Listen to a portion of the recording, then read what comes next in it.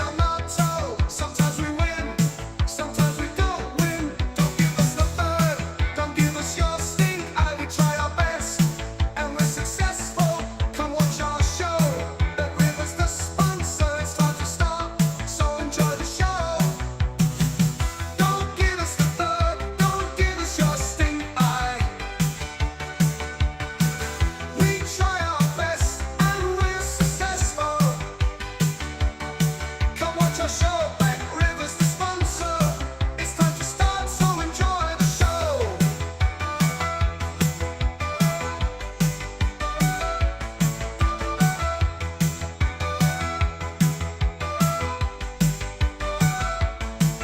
Give me picks, give me your insight. All right, here we go. Betting Weekly Live. Here with you on a Tuesday. Mike Carver along with Doug Kezirian as we get you ready for all of tonight's action. We've got NBA, NHL, a lot of college hoops on a Tuesday. We are getting a little closer to championship weekend in the NFL. Talk about that a little bit too here on a Tuesday Betting Weekly Live. Doug, how are you? Happy Tuesday.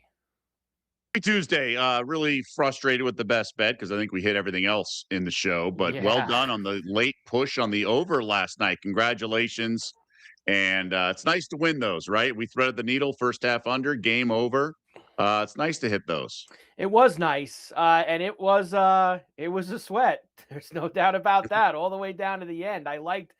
I saw you tweet, I guess, like early in the fourth quarter. Over's back in play. I said, sure Yeah, late is. third, and some guy goes, nah. I'm like, you know. No, it was back in play. And Signet, I was a little surprised, Doug, and let's get into it here. We'll start today talking about, of course, Indiana 27-21 beating Miami to win the national championship last night. Unbelievable 16-0 storybook, movie script type stuff from Curt Cignetti and the Indiana Hoosiers to take down the title.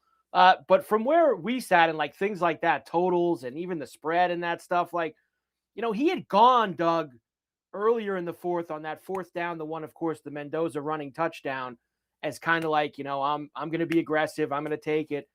Were you surprised he kicked to go up 6 in that spot? Because it seemed like a spot where maybe he'd go for the kill, get the first down, and just end it. Yeah, so if I think it was 4th and 1, he would have gone for it. The one thing is, I agreed with both decisions, and someone would say, "Well, what do you mean?" But they're both basically fourth and 4.5, 5. I think at the end of the game, if Miami had 2 timeouts or 1 timeout, even, I think you go for it. Okay, but the fact that they had 0, you can do enough defensively to make them go the entire field. Now, the flip side is if you go for it and don't get it, they typically only play for a field goal, right? Like the play calling and everything. So up 3 late like that around the 10-yard line is usually something where you do actually go for it almost like 8 times out of 10 or 7 times out of 10. But I understood kicking it because I think he trusted his defense. I don't think he respected Mario much all game. I really don't, because even going for it when he did earlier in the fourth, you go up 6. Obviously, it's not one last possession for Miami. There's 10 minutes to go. You can win it with a field goal, things like that. So I don't disagree with any of the moves. And some of this, and this is where the analytics people look. I'm a big math guy, and if the analytics, and I do think there's an element of coaching and what you see. Like, we don't know if a certain lineman is nicked up or a quarterback hurt his elbow, or if you saw something on tape, whereas in the first quarter, first half, you saw them in a certain formation where you were saving a 4th and 4 play.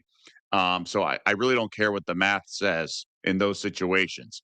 I think Mendoza talked about it, how they had found something in scouting where they put in that quarterback draw, but it was against a certain coverage. And he said at the time of the snap, they actually half the team was in one formation defensively. I think it was zone, and the other half was in man. And then he's like, we just went with it because we had already called timeout and whatnot. So I do think if you see something on tape, but ultimately I think he just didn't respect Carson Beck enough to drive the entire field in a minute 40. And they did have an underneath play here and there. Remember, they got to 3rd and 15 and they got a late hit. That was, I thought, a questionable call. So they had the right sort of game execution.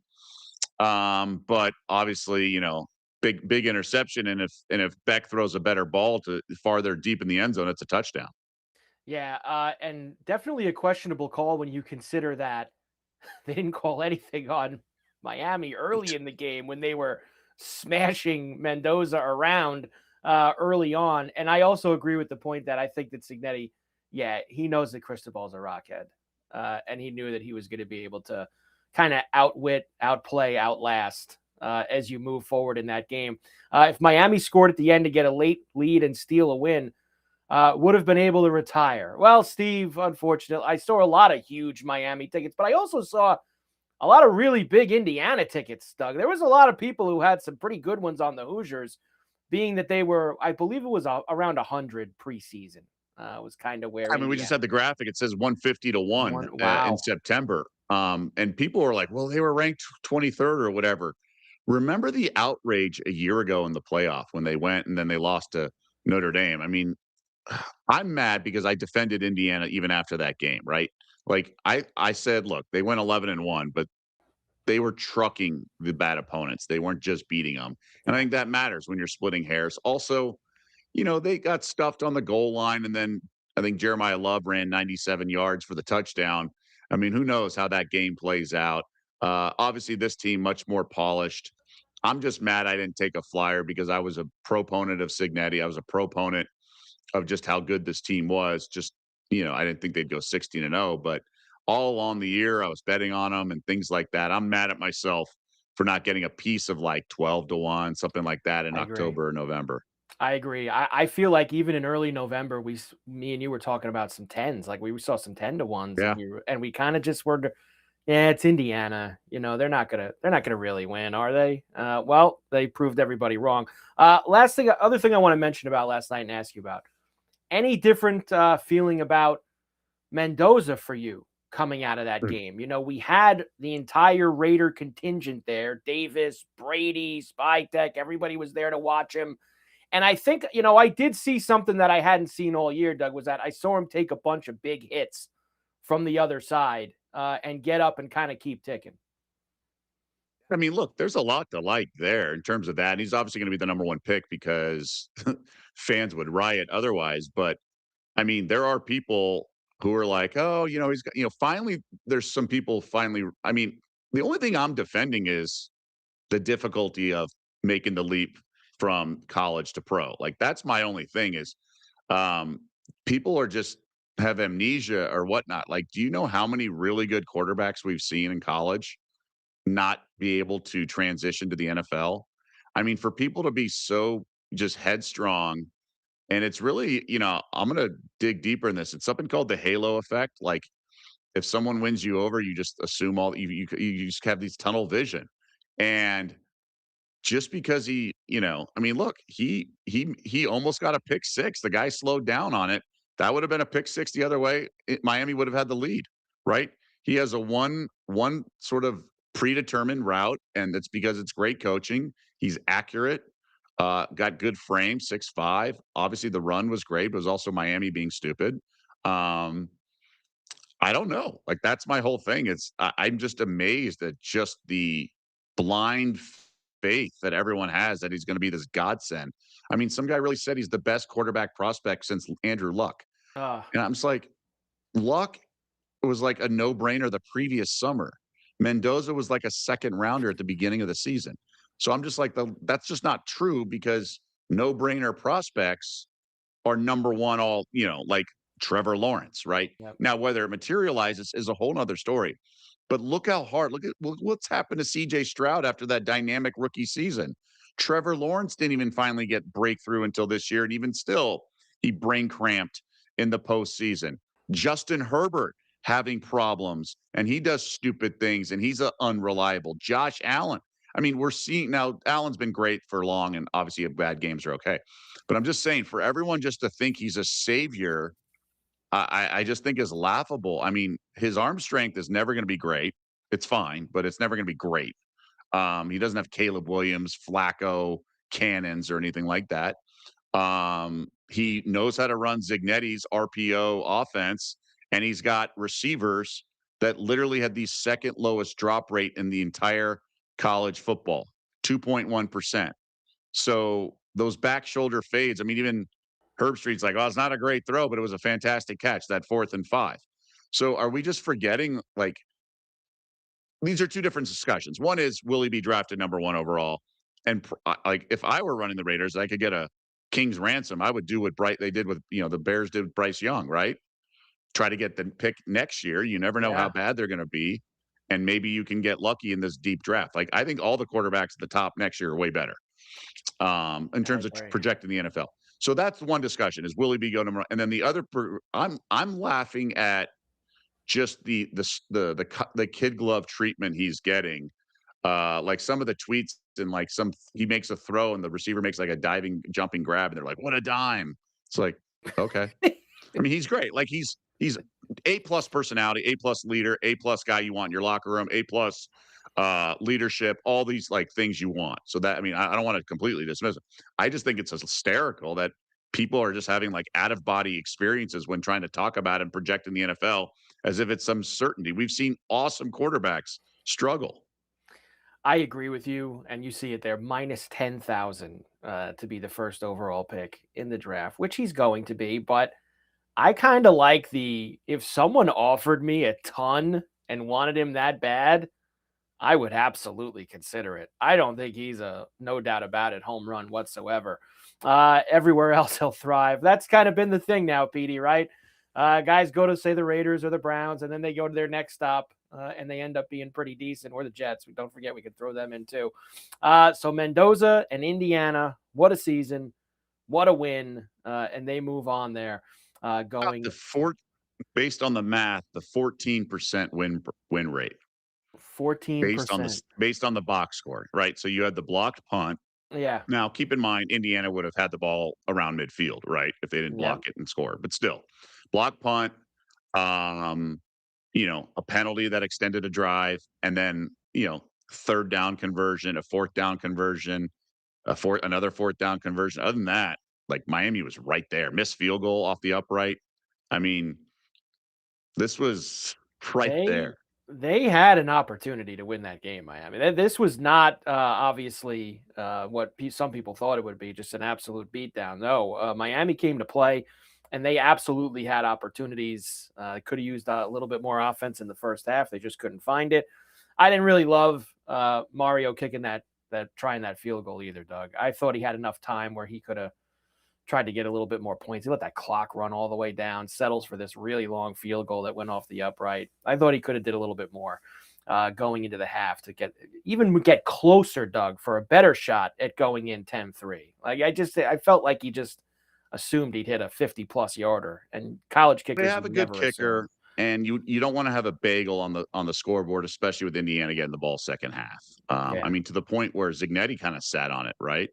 And that goes back to the Mendoza conversation. Like, he sat on it with timeouts, 10-0. Like, if he had some superstar. I mean, I have a guy who scouts this stuff, and he just basically said Mendoza's a game manager with an awesome personality.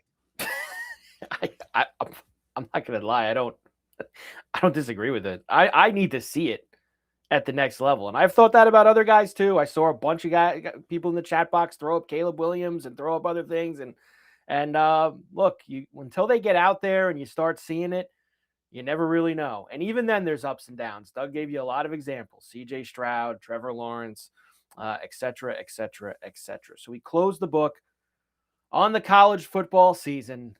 We'll see you in August. Man, week 0 is only hopefully around the corner, Doug. It'll be here before you know it. At least I hope it will. College football coming. We'll see. I mean, the sport needs a lot of changes and things like that. We're going to see what happens. I mean, you got Mensa getting sued right now based on, trying to enter the portal. There's a lot of eggs to break to make this omelet in a couple years. And somebody get Dan Lanning in the room and go with his plan too. I don't need to take a month and a half to figure out the national champion. We shouldn't be playing into like the end of January. We could figure this thing out a lot faster, and all this time off in between games. Let's speed this thing up in terms of getting a title. All right, let's get to tonight, and we will start with the NBA. because we have got 7 games tonight, including a little doubleheader, 8 and 11 o'clock East, NBC Peacock, which will start with the Spurs and the Rockets in H-Town tonight. Right now at Bet Rivers, Rockets -4, 222. Total's gone up a half here as of this moment. I just checked. So 222 for the total, Doug. We've been talking about this Rockets team for the last, I don't know, 10 days or so. So they are 1-8 ATS in their last 9 games. Mm. Most of that is a favorite, a bigger favorite. This will be different, but you might be saying, "Hey, Spurs are on a back-to-back," but the Spurs are 6-0 against the spread this year in a rest disadvantage spot. No Steven Adams. I think that's big. This Rockets team has been struggling shooting the three. We talked about it last week. We had the team total on Friday under. That was my best bet. I think it was the only one I've won in the new year. And uh, Jabari Smith finally shoots the three well in one game. He goes 7 of 13. But prior to that, he was on an 11 of 52 run. Okay. Wow. And then Sengun is on a 1 of 20 from downtown run. Now that's over about a month. So he doesn't shoot some. He didn't attempt any in the last game. So this team has had trouble scoring. I think they play lethargic defense, and the fact that they're off some wins, I think the Spurs are going to have their way offensively. I think they're going to light up this Houston team, especially with no Steven Adams. Guys like Durant, especially at the midpoint of the season before the All-Star break, they're kind of just coasting. I don't think they're going to be hungry in this game if we want to play amateur psychologist. So I think Spurs cover. I think Spurs team total over is a really good bet as well. Spurs getting the 4 tonight in Houston against the Rockets. Of course, that's just after 8 o'clock East, NBC/Peacock for that one. The later night game on NBC/Peacock, it's actually 10 o'clock, just after 10 o'clock East for this one. Lakers and Nuggets. Lakers -2.5, 228 is the total here. Yeah, I've had a tough read on this Laker team. It's not because I'm a fan and I've just been betting on them blindly or anything. I've actually usually your team pretty well. I've literally the only 2 times they've covered this last couple of weeks are the 2 times I bet against them. Mm. I don't know. So we have Aaron Gordon and Jamal Murray are expected to play. Christian Brown's out. And it's in Denver. It's in altitude. Lakers, look, the Raptors missed a bunch of shots on Sunday, in the fourth quarter. So I'm not going to give the Lakers that much credit. They did play normal. They didn't play like pathetic, mail-it in defense. I just think the Nuggets will give them their best shot. And, this Luka thing is, I don't know if he's even going to get back to the finals in his career. I really don't. He's awesome offensively. He's horrendous defensively. There's other great players in the NBA now.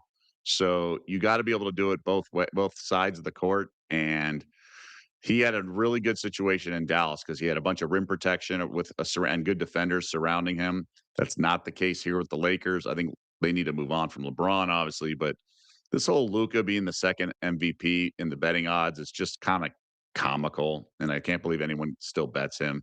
He's just never going to win unless his team gets to a 2 or 3 seed. And I just don't see that happening anytime soon. Well, but he's the next in line, Doug. The Laker lineage and the greatness. Luka is the next, the chosen one. They're going to need Jokic or Giannis. That's what they're going to need. You're probably going to need that. Indeed. Everyone's tonight. like, you Lakers are so arrogant and everything. It's like, well, it's either arrogance or it's literally history would have to repeat itself because it happens every time. Frankie the Fixer. Luka should ask for a trade back to Dallas. Well, Nico's gone, right, Doug? We could work this out. Nico's not there anymore. AD's still there. Maybe the Lakers can get AD back. I don't know if Michael Finley's still there to take the beer out of his hand after they win the Western Conference. I don't know who's still down there from that crew, but maybe we can try to work on that. Elsewhere this evening, Suns continue on this East Coast trip. Of course, they did win last night in Brooklyn against the Nets. Tonight, back-to-back for them in Philadelphia against the Sixers. Suns -1, 223 here. You had a good call on that plus 9.5. It got there. A little look-ahead spot. This Philly team, I think we've discussed it. I have a hard time figuring them out, right? Like they're so spurt ability, but I thought it was a good play yesterday. They got there eventually, pulled away, covered the 6. this Suns team is such a bet on team. They're so reliable. They play hard. They play the right way. It's really like I jokingly last week said they're the Indiana Hoosiers of the NBA. I mean, they probably had 100 to 1 odds at the beginning of the year. I mean, they were being made fun of because they were in sort of salary cap hell because of the Durant trade and everything. But here they are, guys like Gillespie delivering. Grayson Allen should have a big game off the bench. If Brett Rivers pops a prop, maybe closer to tip because I think he's questionable. So maybe that could be a good angle. But the Sixers don't really defend that well on 3-point line. I think the Suns are going to bombs away. It's just not the best spot to bet Phoenix. You know, they're not going to win every game. They're not going to cover every game. So I would just pass on this game. It's not like I like the Philly side, but that's something I have in the, just kind of hold your powder a little bit and kind of wait for the better spots. Yeah, not easy, that's for sure. No Embiid also, I just looked for the Sixers tonight. So Embiid is out. Sometimes that's Probably a better good for thing. probably sometimes that's better for the Sixers, as Doug likes to say. The Heat, back-to-back for them. They lost to Golden State last night. We'll get to their problems in a moment. But the Heat are in Sacramento against the Kings, -3.5 road favorites, 237.5 total. Not a lot to ask for the Heat on the second night of a back-to-back. Kings have played a little bit better, Doug, a little bit. But they're still kind of putzes. DeRozan's now in some trade reports. Not Monk, but Keon is as well. I like the first quarter over. I gave it out yesterday. That hit well over 60 points. Here's the thing. Tyler Hero's not playing. I think he disrupted their offense. Remember, he didn't join the team till like a month or so into the season, and they were the highest scoring team, flying around, pace and space, all that good stuff. Spoelstra flexing his muscles. Heat are still the highest scoring team in the first quarter.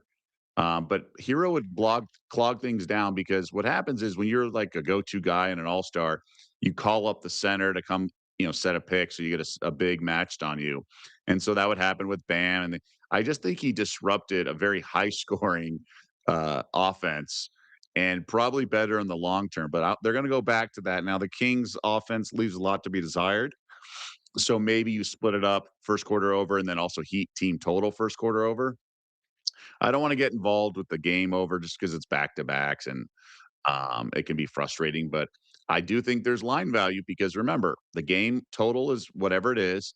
And then first half and first quarter are always commensurate with that. They don't shade the first quarter like they should because the Heat are the highest scoring team in the first quarter. So that's just the reason I'm angling towards the first quarter. Okay, there you go. First quarter, 61.5 for the Heat and the Kings tonight in Sacramento. Also on the West Coast tonight, I mentioned the Warriors and their problems. Well, they got a problem now, Doug. Jimmy Butler finished, of course, torn ACL, done for the year. Never easy when you're 36 years old and you get that. And that's what he'll be dealing with as he's gone for the season now. Warriors -3.5 with the Raptors in town, 224.5 the total. I don't really know what to make of this. Butler is pretty kind of overrated. But you don't want injuries. He has positive impact on a team because he plays hard, he sets the tone, things like that, and he's another body, right? I just think his name is a little bit higher than what he is now at age 36, as you were alluding to. I think some of the guys can pick up the slack. The problem is with what's going on with Kuminga and Steve Kerr and everything. It's just a kind of head scratcher because I like Kuminga. He's got some Sean Kemp in him. Guys like Melton are questionable tonight. Like those guys matter a lot when you're down. You can't just have Curry running around. Raptors are on a road trip. They went OT with the Clippers, then lost the Lakers, hit a wall in the fourth. I just don't know if Sunday to Tuesday turnaround and their psycho coach can squeeze enough out of them. They just hit a lot of bad shots. I don't know. I go back and forth. Probably lean Warriors here, but I think you should get a bounce back start to the game from the Raptors. Yeah, I think you get a little bounce back from the Raptors here also. And maybe a little let down from the Warriors. Finished the job, though, last night after he got hurt. So maybe not a little down from the Warriors. They took care of business after Butler left the game last night. Minnesota at Utah. Your Jazz here at home, which is where we usually do like them. 2 tutties now here, -14 for the Timberwolves, 239.5. And still a lot of guys out for Utah, Doug, which is the problem. Now, I know Markkinen, it said illness now. I guess this is the third or fourth game in a row. Man, this is some cases of the sniffles Markkinen's got here. What's going on with him? Yeah, really puzzling. What's going on? I hope he's okay. I mean, remember we had something similar with Porzingis was out with an illness for a while Yeah. last year. You never know. And then Sensabaugh is also out. So this is a team that relies on that second unit come at you in line changes. Now Minnesota can play it down to its opponent with the best of them. They really can. I just can't get involved with Utah. They are 0-10 without Markkinen. Not necessarily 0-10 against the spread, but 0-10 outright. They don't have a shot without him. 14-19 with him. So I'm trying to get that win total early. Hopefully they don't trade him because that's he's a big piece for them, at least to be getting to respectability. So I don't know. I don't know, Steve, what's up with the NBA scheduling. I don't think anyone's really figured it out. They tend to put like LeBron at the Celtics in like the second game of a back-to-back. It's like, how do you not see that coming? The only time in Boston, things like that, those fans. So they do a lot of things that don't make a lot of sense. Just ask Doc Rivers. It really doesn't make a lot of sense because like they've even like started earlier now too, Doug. Like they used to start like November 1st, October 31st, November 1st. They're starting like the 23rd, 24th. They're like a week and a half earlier, yet they're cramming these games in some of these schedules, these 3 out of 4s and these back-to-backs. It is a little bizarre, but they give them a little extra now at the All-Star break, right? I feel like the All-Star break's like almost 2 weeks. That's true. They do take extra days, but they also do these 2-game series, and they cut down on a plane flight here and there. So I don't know. Look, I'm kind of sick of the whining. It's too much. These are chartered planes. Kevin Durant wouldn't shoot one heave full quarters, even though it would help his team because he was worried about his rating. So they had to change the statistical sort of tracking of it all just to appease these guys who are such babies. You have to bribe them to compete in a regular season game because it matters in the NBA Cup because a bag of money. So I'm now turning to cranky guy yelling at the clouds. Look, these guys are not like the common person schlepping through security at JFK or LAX. Okay, they've got a pretty good way that they travel, Doug. So I'm with you. I don't really want to hear about it with all the travel and the back-to-back nights, etc. Last game I haven't gotten to, and it did catch my eye a little bit. And I always like to ask you when NBA games catch my eye. Clippers getting points in Chicago tonight. No Kawhi. Harden is in. 3.5, they're catching 226.5 is the total. I like the Clip. Am I nuts taking the Clippers here, getting the 3.5 points? Well, no, you're not nuts. I think the Bulls are the right side, but that's only because I think Giddey's gonna. Do we have an official? He's questionable tonight, so he might return. It's been a tough trip for the Clip joint. They are playing guys that sort of matter. Kawhi's obviously out, and Bogey's out as well. But like guys like Jordan Miller and Kobe Sanders, they're all playing meaningful minutes. I just think at some point the Clippers are going to have a stinker, and it might be tonight, right? They've won 6 straight. Yeah. I think that's this what one sticks is where out to me. Like they're playing what they've gotten their first like good streak of the year. They've won 6 games in a row. They've had to do this stupid. You talk about dumb travel. I brought this up to you the other day. The out west, home for 3 days, out east, back to the east. I mean, they're the team that should be complaining about travel. They've won 6 in a row. I feel how are they getting 3.5 tonight? Like that was just a head scratcher to me. That made me take a little bit of pause. Feels like it should be a little less. Yeah, I just think the Bulls will just kind of try to run them out of the gym. Okay. They push the pace like no other. They shoot the heck out of the ball, and the Clippers might try to slow it up. It caught my eye, and then I started to wonder if it's that high for a reason, and then started to thinking about the other side. Okay, well, there you go. Clippers at Bulls just after 8 o'clock East in Chicago tonight. Part of the 7 games in the NBA. Bet Rivers has you covered as well. NBA Midweek Live Profit Boost. Players can log in to Bet Rivers and receive an NBA Live Profit Boost each Tuesday, Wednesday, and Thursday when they log in. See the Bet Rivers app or the website for full details. NBA Midweek Live Profit Boost. Good for you tonight on the app. When will the NFL quarterback petitions that Hail Mary passes do not count in stats? They don't get incomplete or incompletion. David going deep in the weeds here for the stats, Doug. Look at this. Doesn't want the Hail Mary. The full court passes. I love it. Just coddle. Yeah. Yeah. I love it. And not give them a pick. Jamal Murray overs tonight, Steve is asking. We get Jamal Murray overs this evening? Yeah, that was very much on the cusp of being a major play for me, for sure. I Henry know. not I happy with the I steered Knicks. everyone wrong on the Knicks, I but you know know. what? We're just going to come back with them in their next game, right? That's it. We will go right after him. Go right back on him. And then, man, did they get smashed by the Mavericks at the Garden yesterday? What a no-show. I mean, Uh, come on. just a pathetic performance by the Knicks. All right, let's get to college hoops for this evening because we do have tons of games tonight. Great Tuesdays and Wednesdays, of course, always the really good nights in college hoops. Why don't we kick things off with some of the bigger games? We'll do the Big East first. Seton Hall and St. John's just after 7 o'clock East. This one actually will go back to the Garden, Doug. No Carnesecca tonight. They're playing at the Big House with Seton Hall crossing the river. 11.5 for the Johnnies here. 143.5 the total. Feels a little too high to me. I feel like this Seton Hall team can hang around and, look, they hung with UConn. I kind of like this team. I think they're well coached. I just don't think this has blowout potential. And to your point, I think Carnesecca Arena would be worse for the Hall. So I'm Yeah. going to roll with the Pirates here. I'm with you. If Off I 2 could, losses too. I think it's a Yeah. really good performance coming up. if I could play it, I would be on Seton Hall. That's for sure. I would be on Seton Hall if I could go to the window for it. Next up, good one. Indiana at Michigan. Game is on Peacock tonight. Michigan, this is just after 7 o'clock East. 16.5 for the Wolverines against the Hoosiers. 163.5. Okay. So you have to account for the entire campus going bananas, right? Yep. For IU last night's game. Did the guys hit the road last night, I'm assuming? You would probably think that they watched that game there in Ann Arbor, getting ready to play. Okay. They would That's probably a good absolutely. thing.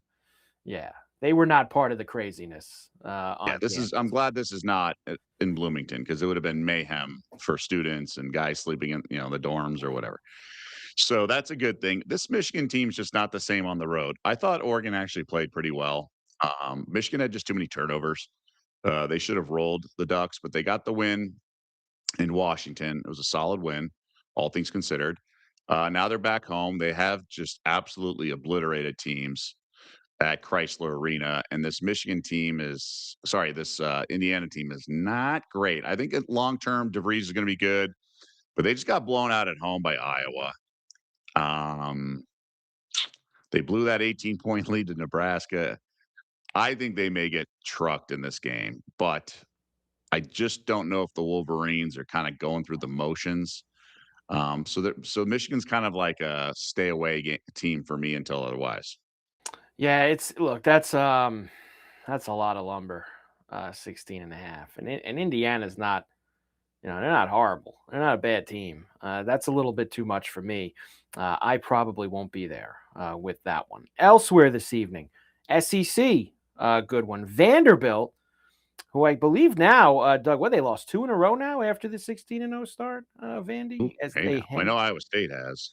Yes. Vandy heads, they're 16-2 now, heading to Arkansas. This now a pick 'em at Bet Rivers. And how about this total? 174.5. Big number. That is a monster number, but I mean, Vanderbilt's going to want to get up and run. I like Arkansas. I lean here. I lean the Hogs here. I think Cal's done a really nice job at certain spots, defending the home court as well.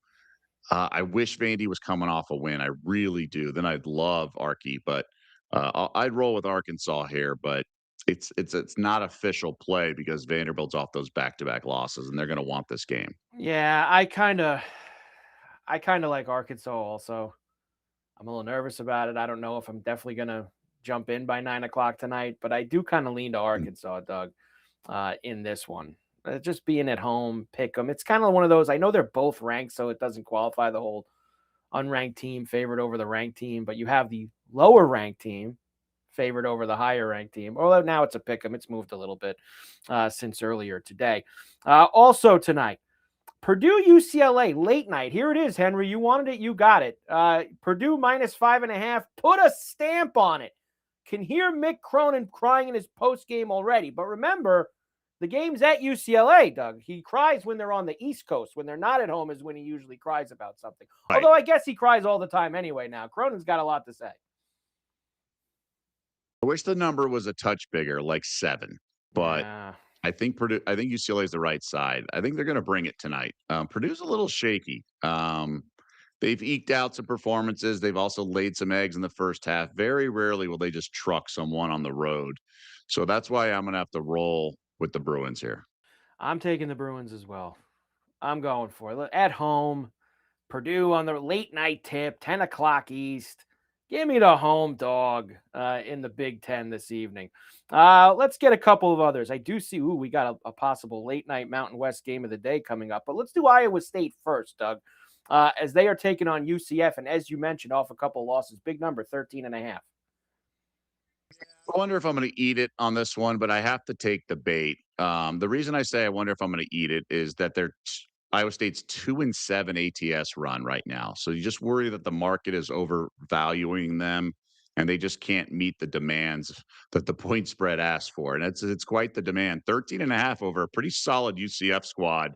We saw what happened in the Cy-Hawk rivalry game where Iowa led the entire way, and then Iowa State had a strong last 10 minutes to get the win, but not the cover. I just think the spot is too overwhelming. Hilton should be rocking. Cyclones off 2 losses.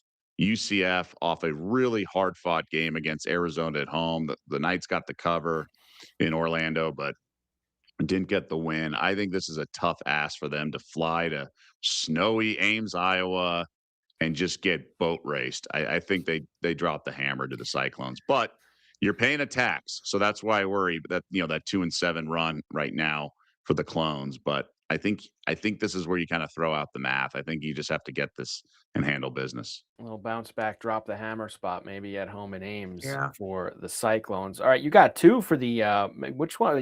2 candidates here for the Mountain West game of the night.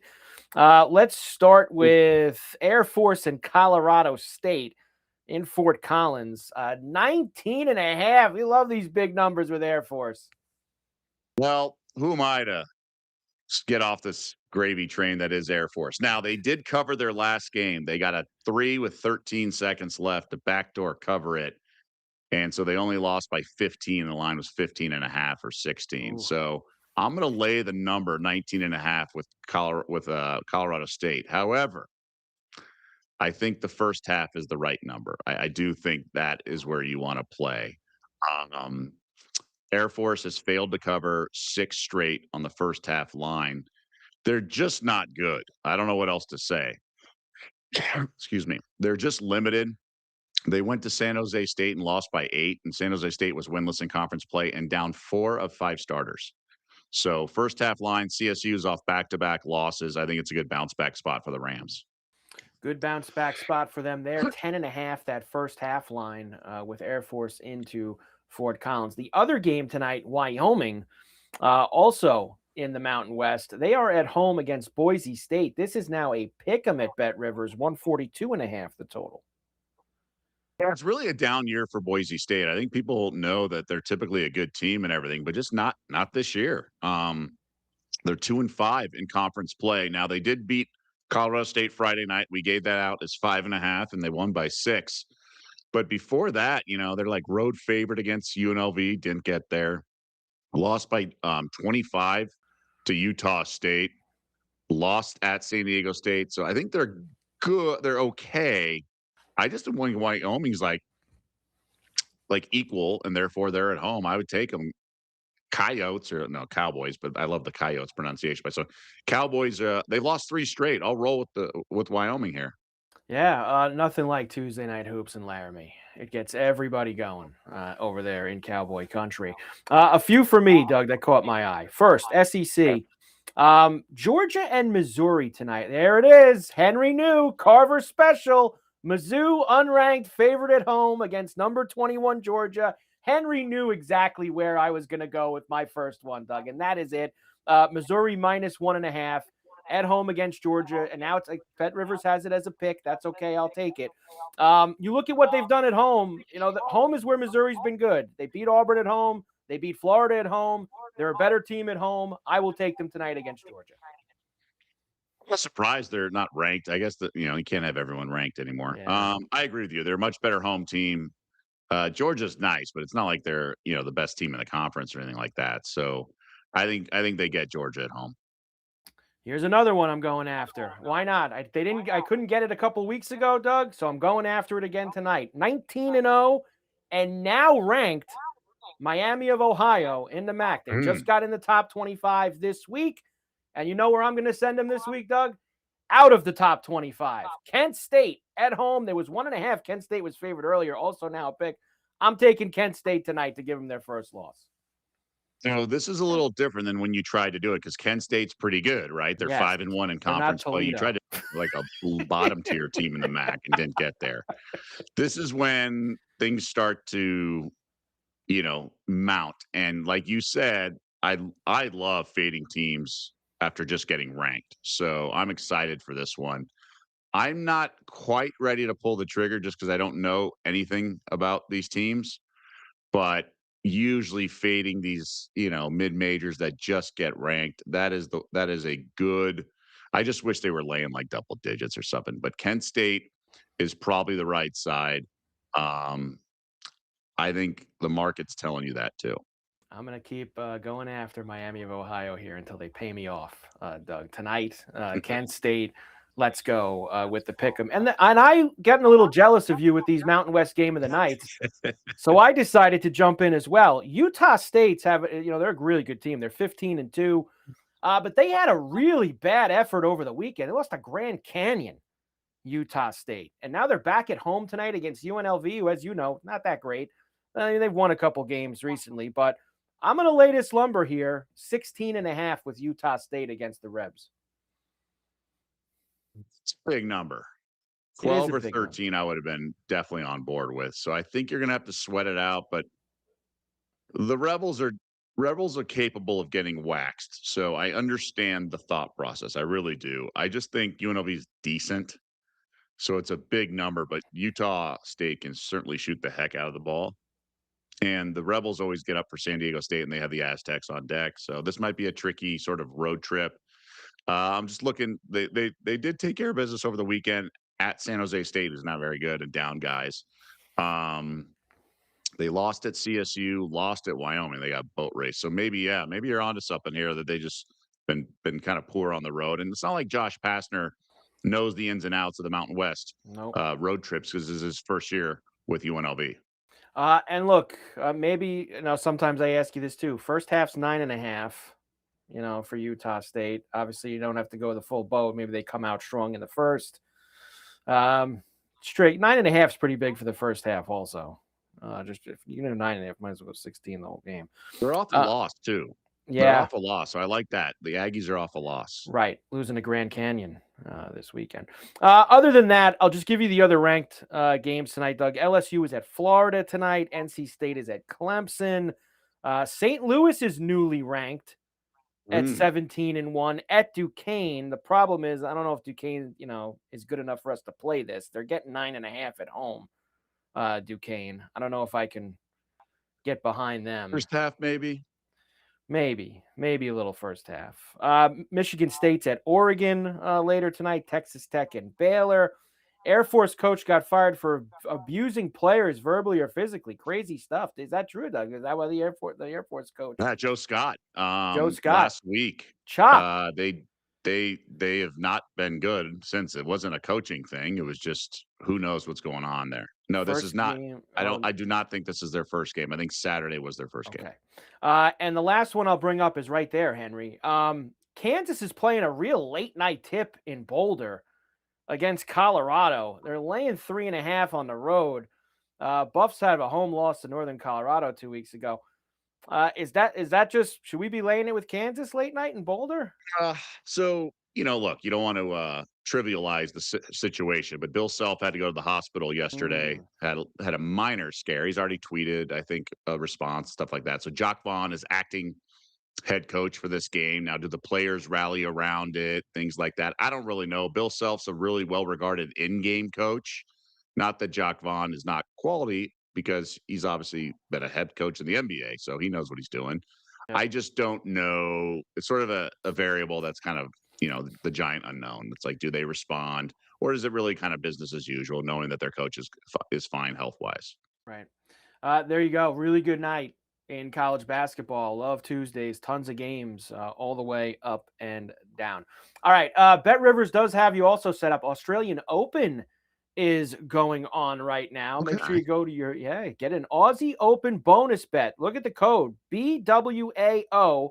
That is O, the letter O, 26 in your Bet Rivers app to get a $10 bonus bet to use on an Australian Open wager. That code again, BWAO 26. Offer expires on January 31st. Must be 21. Eligible players only. Gambling problem, call 1-800-GAMBLER. Also, when you log into the Bet Rivers app, you can receive a daily Australian Open profit boost to use on that day's matches. So the Aussie Open is up and going. Make sure you get the code there, BWAO, letter O, 26. And look, Nigel and the tennis guys, they've been hot with all the tennis. So make sure you go watch their show. I'm going to tell you about that in a little bit. Game Bet Match, and get you going for all these Australian Open that is coming up. All right, hockey tonight. 8 games for us, Doug, on the ice here on a Tuesday. A lot of back-to-backs tonight also, Doug, in the NHL for a bunch of these teams. You do have a doubleheader on TNT. The Bruins are in Dallas against the Stars. Bruins are on. I've told you this the last couple times. They've won 6 in a row now, the Bruins. But I can't back them in Dallas. That's a place where sometimes winning streaks go to die down there in Big D. So that's the first game there tonight. You are getting a team on a 6-game winning streak at plus 123 if you so choose. If you want to go get involved. But not for me, Doug. I'm not that brave. I can't do it. No, you're not that brave. I'm not that Those brave. are big numbers. Some of these money lines are pretty high, I've been noticing. Yes, they certainly are. The late game on TNT is the Devils in Edmonton against the Oilers. Devils played last night in Calgary, and they won. Oilers tonight minus $1.80. Devils plus 143, and a flat 6. The totals. What sticks out to me here, Doug? They played earlier this season. They got well over the total. For me, any game that has Connor McDavid, Leon Draisaitl, and Jack Hughes all playing in it, total probably should be 6.5, in my opinion. So a flat 6 for Devils and Oilers. That's a go. That's a green light for me. I'm going to take that over tonight. I like it. So for the TV, in terms of the other action, Columbus has won 4 in a row. They're playing some better hockey. Since then they fired their coach. They brought Rick Bowness back, and Rick Bowness has been coaching in the last few games. They're playing pretty good. Senators, of course, have been very up and down with everything that's gone on with them. Small dog Blue Jackets at home tonight, minus 105 to make it 5 in a row. I think that'll be on my card as well. Is hockey a streaky sport like that? I think I've asked you that recently. Yes, I feel like it is. I mean, I know we've brought it up with a few teams, especially the Bruins because of how back and forth they've been. But, we saw the Sabres rip off winning streak. The Lightning recently have won 11 out of 12, 12 out of 13. Teams have been been pretty streaky this year in the NHL. And for a team that's won 5 in a row and they're playing a team like the Senators at home, I'll continue to try to ride Columbus here tonight on that run. What else do we got for you tonight? San Jose's in Tampa. San Jose beat Florida last night, Doug. Now they're playing the second night of a back-to-back. And this is the last game of what's been like a week and a half, 2-week road trip for them. They finally get to go back to California. Look, I don't know if you could play anything with the Lightning tonight. I don't know what it is. You can't, you're not playing 305. And 122 for a puck line's a little too much. But I would think that the Lightning, with how well they've been playing, and the Sharks on the second night of a back-to-back, that the Lightning would take care of business. I don't know if there's anything, team total, all team total, something we want to play with them. But this is a first game home after a little bit of a road trip for Tampa. They just had a 5-game road trip. They're back home. I mean, this could be a 3-0 game kind of thing. Could be one of those. 6.5 feels high. The Sharks have been lighting the lamp a lot, which is, I think, goes to that. But maybe this is, and you factor in those two kind of travel oddities with Tampa coming back off of a trip, playing, and the Sharks at the very end of an extremely long trip, and they won last night on the first night of a back-to-back. Could be a sleepy one. Maybe we can get a sleepy game there in Tampa this evening. I would consider like Lightning and regulation kind of parlay piece here. I think this is they should handle their business. Lightning in regulation minus 190. So not a bad one maybe to throw. Like you say, if you got a little, want to put a little cherry on top of something tonight, maybe Lightning in regulation. Not a bad one to do it with. Buffalo in Nashville. Sabres a little plus money here tonight. Sabres have been good. They've played really well for a good solid month and a little bit more than that now. Nashville's played better as well, but plus 104 is calling me with Buffalo in Nashville this evening. It's calling me. Calling my name. I got one for you. What do you think about the retooled Rangers? Yeah. Well, it's funny. The Rangers, nice win in their first game after the moves. The Rangers, of course, are playing the Kings, who are their Western Conference counterpart, right? The Rangers are the team that can't win at home in the East, have an awful home record. The Kings are the team in the West that never wins at home. Rangers played in Anaheim last night, and they lost to the Ducks. And the Kings they never win at home. The Kings. I was actually throwing you this. I brought this up because maybe I'm feeling it because I hit the Islander team total last night when I went after that Lankinen in Vancouver. Jonathan Quick recently. He's playing it now. It's a little homecoming for him too. He's back in LA where, of course, he has always made, he has all of his best history there, winning cups. But this is what Quick has done in his last few games, Doug. He's given up 6, 3, 6, 4, 3, 5. Not a lot of 1s and 2s there, Doug. In fact, none of them. A lot of 6s and 5s and 4s for Jonathan Quick recently. Maybe Kings team total. I altered a little bit up to 3.5, including the overtime shootout at plus 105. Where he won the cup. He's been awful. I know. I mean, he had his, whatever it was. They had some milestone game the other day, and he got lit up like a Christmas tree. They had to pull him. It was embarrassing. Maybe he shows up off of that. But the Rangers, I'll go out. I like the little team total tonight. I might throw the Kings. I think you're on to something here, the over 3.5. I guess last night I did it. Now I'm going to go after these bad goalies, Doug, on the team totals. Take the other team out. Bully ball. Go after bully ball with them. So there you go. NHL tonight. Not really much else, Doug, unless I think we got everything. Unless you're interested in Blues Jets, which I know I'm not. I'm definitely not. Jonathan Slow, Steve calls him. I hope he's very slow tonight. We want him to be very slow. If you like what there it is, plus 104 for the Blues, minus 129 for the Jets in the hard to watch game of the night, St. Louis and Winnipeg. NHL 8 games this evening. All right, Betting Weekly live here. Of course, if you like what you see, make sure you subscribe to the Betting Weekly Studios channel on YouTube. You can catch us and, of course, all of our other shows, including Betting Weekly Game Bet Match. I was telling you about the tennis. Nigel Seeley, Sean Calvert share their best bets for round 2 in the Men's Australian Open, including matches that feature Francis Tiafoe and Alex de Minaur. They will be playing in their second round. So Nigel and Sean have your Betting Weekly Game Bet Match on the Betting Weekly Studios channel. All right. NFL early conference championship best bets. Before we get to the best bets in the Daily Double here, Doug, is there anything that you've been looking at in terms of these two games for Sunday that have kind of caught your eye early in the week and you want to make sure you maybe jump on? Two things. One, I think the Seahawks money line is the play. I think everyone's fixated on how the Rams looked the last time they went there on that Thursday night game, led by 16 in the fourth and then blew it. I just think it's a really tough ask for the Rams to be off third straight road game, right? I like Seattle money line a little bit. I just think the Rams are good, but I just didn't love what I saw last week in the cold. I think the Seahawks defense is for real. And the Rams defense is just not quite the same as it has been.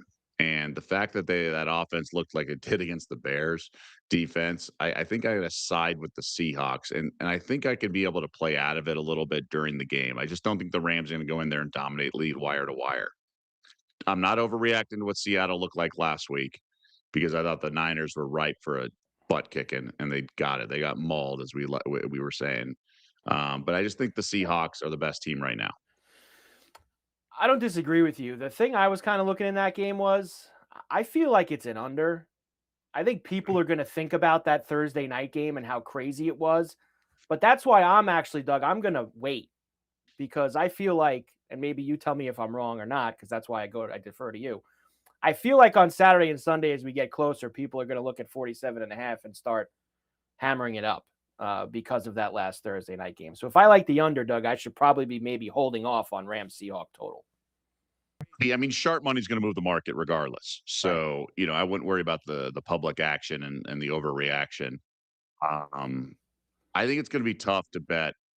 I mean, look, both these offenses are relatively potent. Definitely the Rams, obviously more so. I just don't trust the Rams defense. I just don't.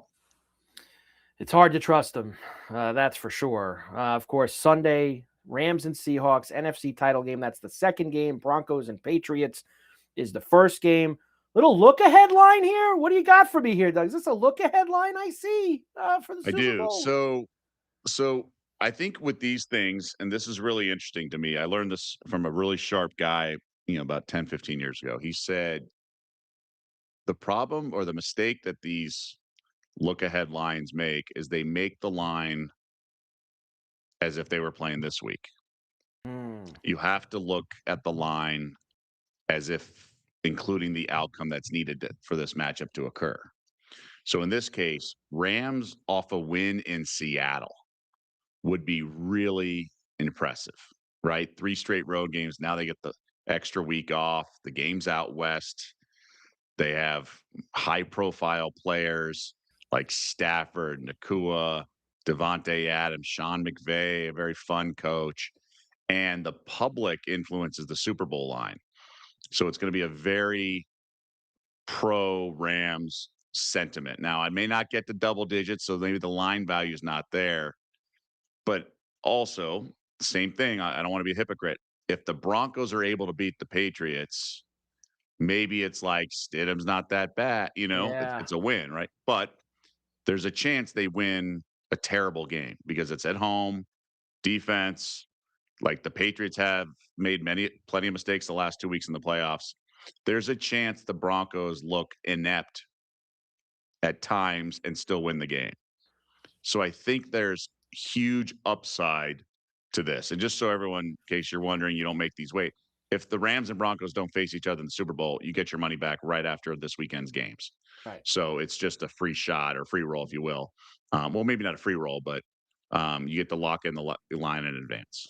Let me ask you this, because I see this and I try to put these two things together and try to give myself, where can I be in a position if something like this happens? Now, obviously, if I play this, I don't get it back. And that's the Broncos 13-1 to win the whole thing. It seems like a lot, Doug, with 4 teams left, having 13-1. And I don't even necessarily want to look at it as I think the Broncos are going to win. It's like I think they could win this week, and I want to have the 13 in my hand on Super Bowl Sunday, and then I can, maneuver some things around. Is 13 a big enough number that if you think the Broncos are going to, only if you think they can win on Sunday, is that enough that it's worth having that on Super Bowl Sunday? Can see the thought process. Sean Payton intentionally went and got Stidham. He felt like it was the right fit for his system and things like that.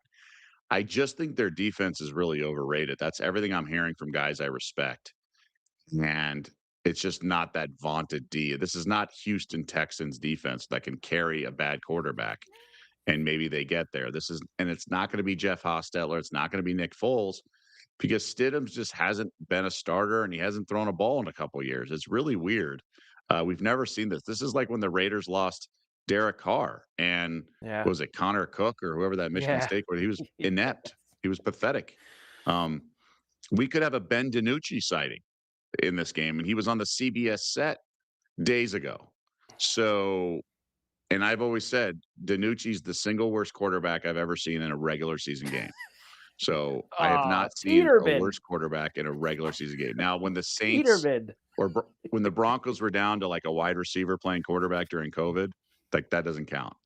He's the single worst in a regular season game. His passes were so off that they couldn't even intercept them because they were so off target. Amazing. It is. It's you look at that and it's just like, wow, 150, 220, 240, 13. Like, it's just such a large gap. Like, if it was 6 or 7, Doug, like, I wouldn't even consider it. I would just be like, but the 13 getting over 10, it just like, it's calling to me. Now you know why I like the 8.5. The Yes, Rams get there. By the way, the agree. Rams and Seahawks are the same against the Patriots. They're both 2.5.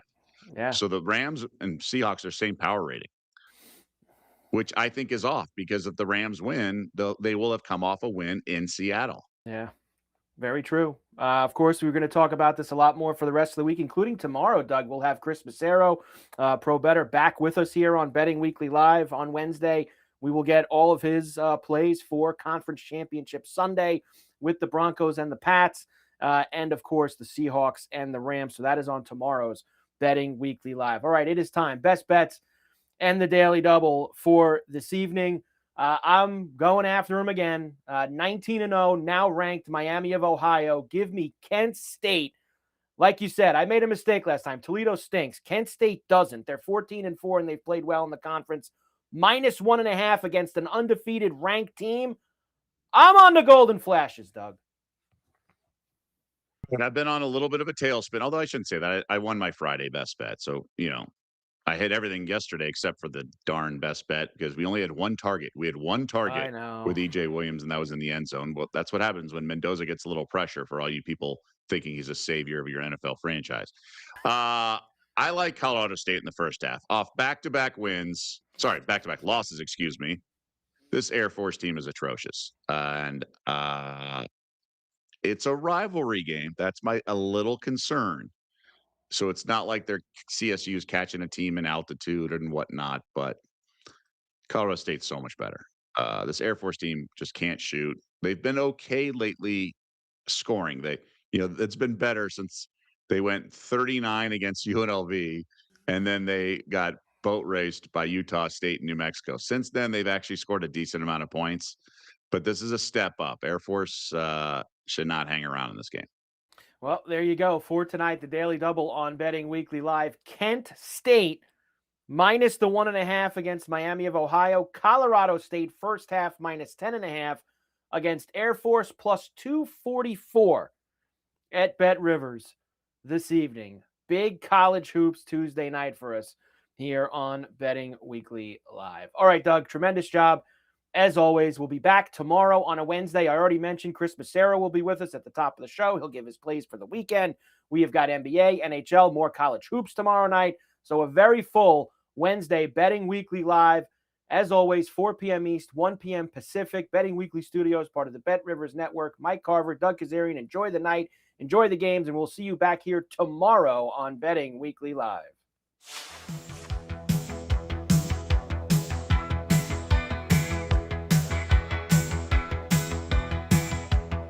Give me your picks, give me your insights. I want the bets from Betting Weekly, because we win. That is our motto. Sometimes we win, sometimes we don't win. Don't give us the bird, don't give us your stink. We try our best, and we're successful. Come watch our show. Bet Rivers the sponsor. It's time to start, so enjoy the show. Don't give us the bird, don't give us your stink. We try our best, and we're successful. Come watch our show.